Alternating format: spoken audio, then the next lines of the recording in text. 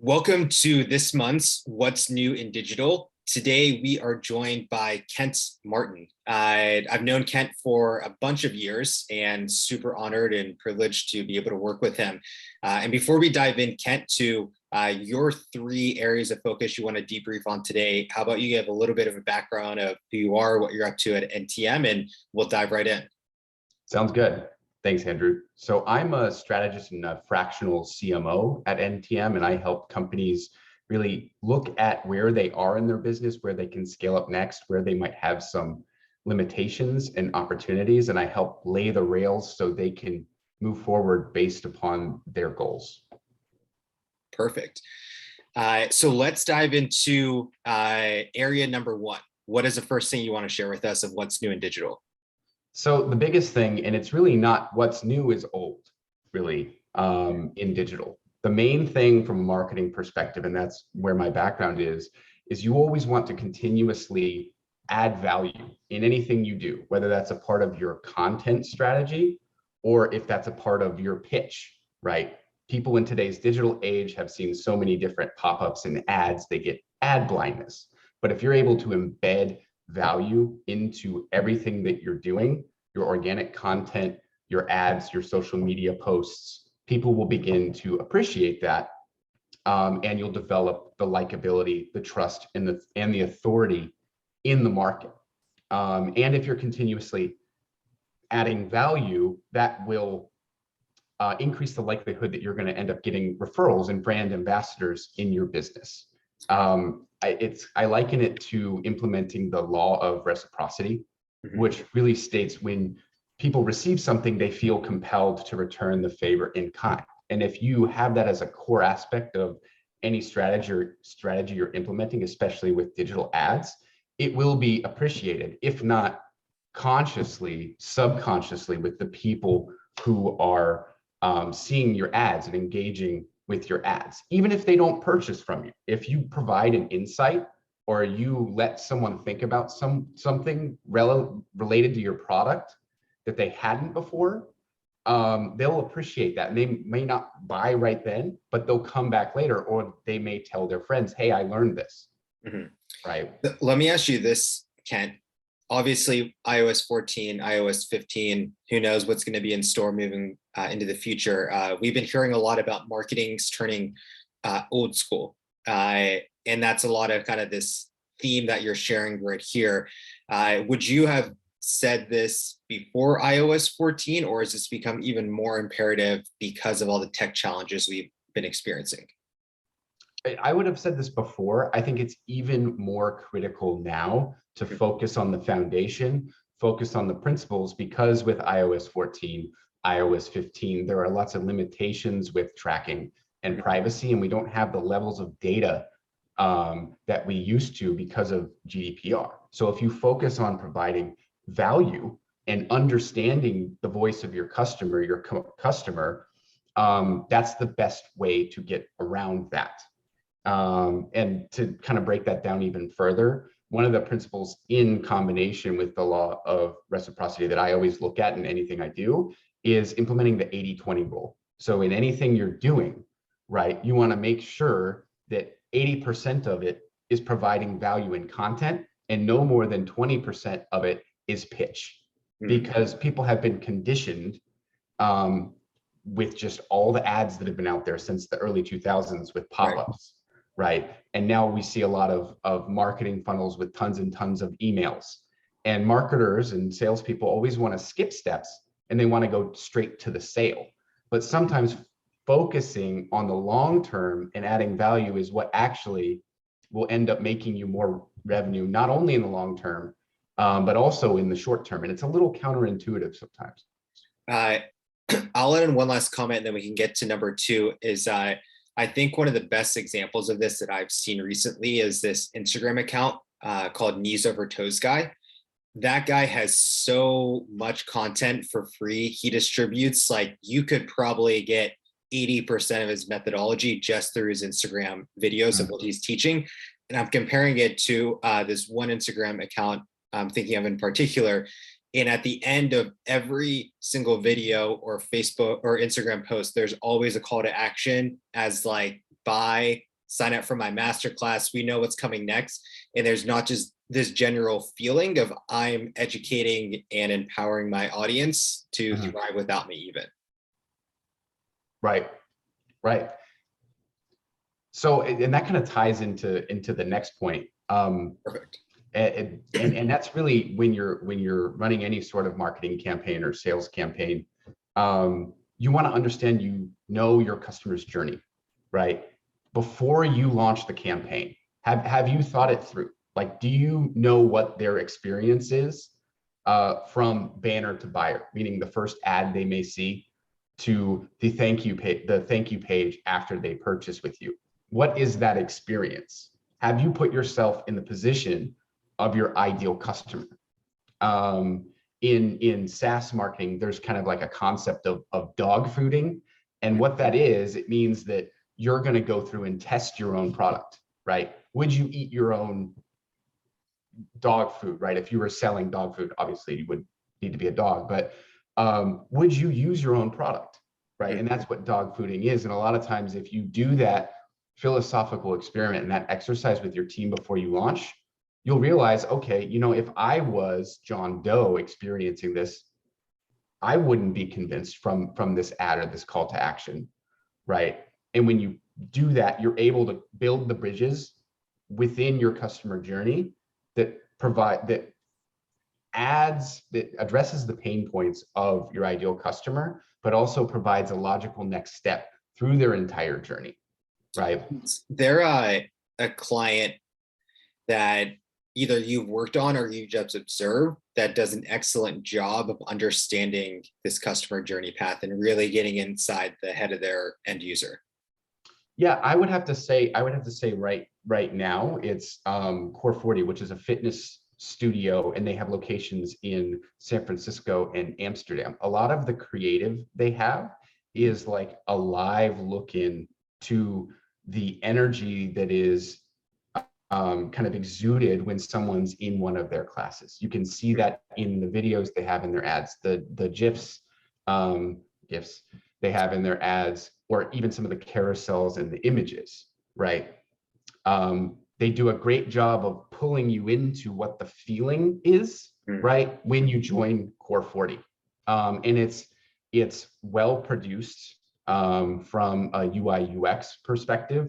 And right now, UI UX is more important now than ever, right? Attention spans are shorter and shorter as we go on, right? With kind of like, I guess like all the cat videos out there and the TikToks, right? Just if you're someone who uses TikTok, how quickly you can scroll, or even Instagram, right? From story or reel, from post to post. And if you don't capture someone's attention with a hook out of the gate, you've already lost. And if your website or your blog or your landing page takes 5 seconds to load, you've already lost. That person's on to the next TikTok video. They're on to the next cat video.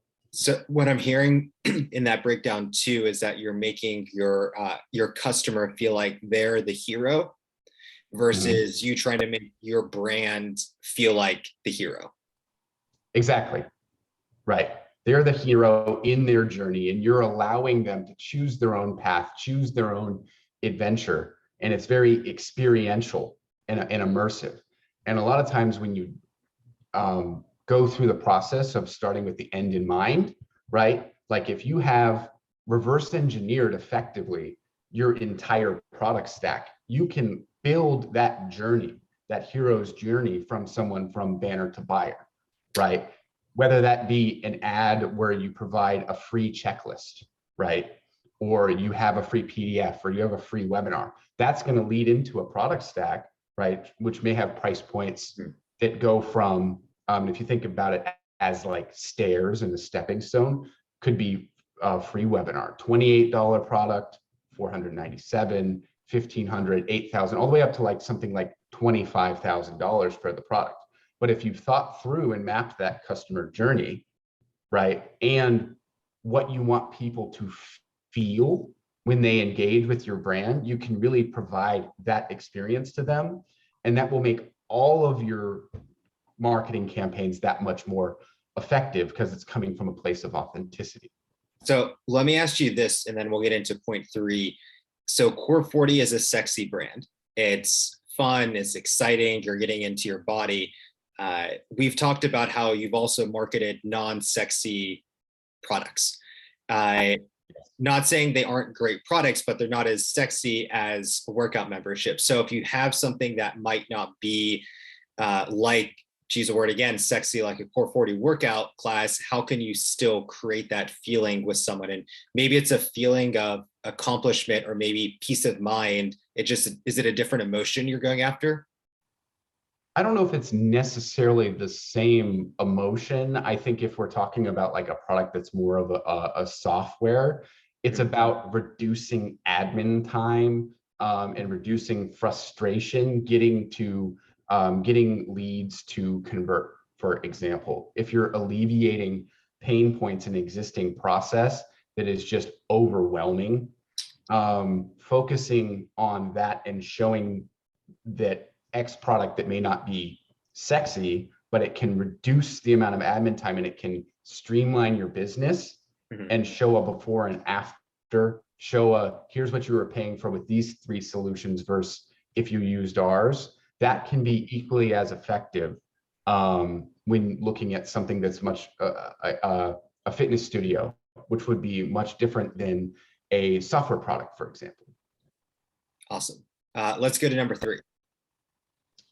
So I combined kind of number two and number three. Number two I had as make sure you truly understand your customer journey. And number three, you actually asked a question that led me into three, so I just went straight into it. Your customer journey should be reverse engineered based upon your complete product stack, right? And that's where you want to begin with the end in mind, right? If your ultimate goal when you look at your strategy before you decide to run ads is to sell a $25,000 program, you better take some of those principles from that $25,000 program and embed them into every experience someone will receive when they engage with your brand. That means on your website, on your blog, in the first ad they see of you, in all of your emails, in all of your products, right? From free to $28 to $497, whatever the price points may be. You really have to you have to reverse engineer the strategy with the end in mind. If you don't do that, you run into what's called an intention expectation gap, right? And things don't feel right to the consumer when they go from one engagement to the next. You run the risk of, especially if you don't do this the right way with UI UX, you run the risk of having people feel like they're engaging with a different company when they go from one portion of the funnel to the next. I'm going to ask you one last question, Kent, which is not attached to your 3 points.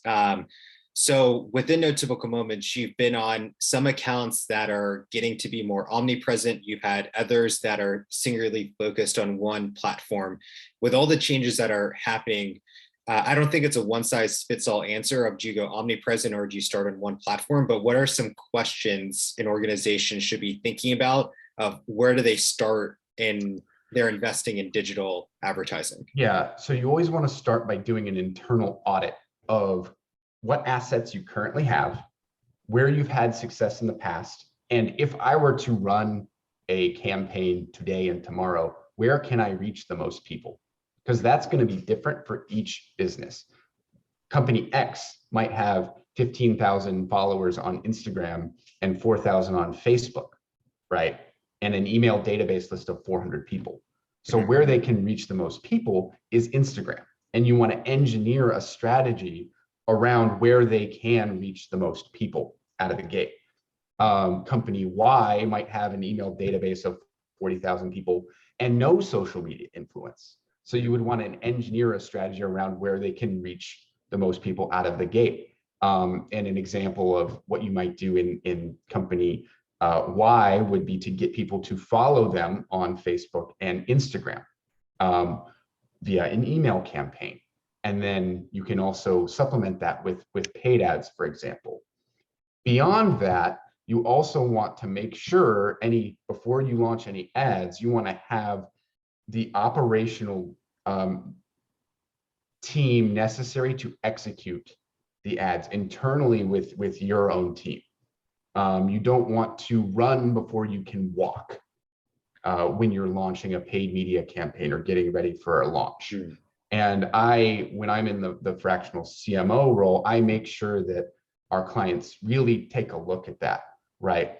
And if they have an end goal of, I want to generate $1 million with my mastermind program by the end of the year, we really have to look at how we're going to get to that point, and we need to phase it out, right? We might start slowly and ramp things up over time, as opposed to just trying to sprint out of the gate. Because if you don't think through some of those operational things, right, like a CRM system or tracking with Facebook ads, you're going to end up kind of being behind the 8 ball and not getting the results that you want at the end of the day. Perfect. And we've definitely seen that with clients not having the right operational foundations in place. And I think these are just really good questions that any organization should be thinking about as they embark into digital, as it's becoming even more complicated. And at the same time, to Ken's first point, we're going back to the basics in a lot of ways of what it really means to market in the year 2022. So Ken, thank you for your time and your insights today. It was much appreciated. Thanks. Happy to be here.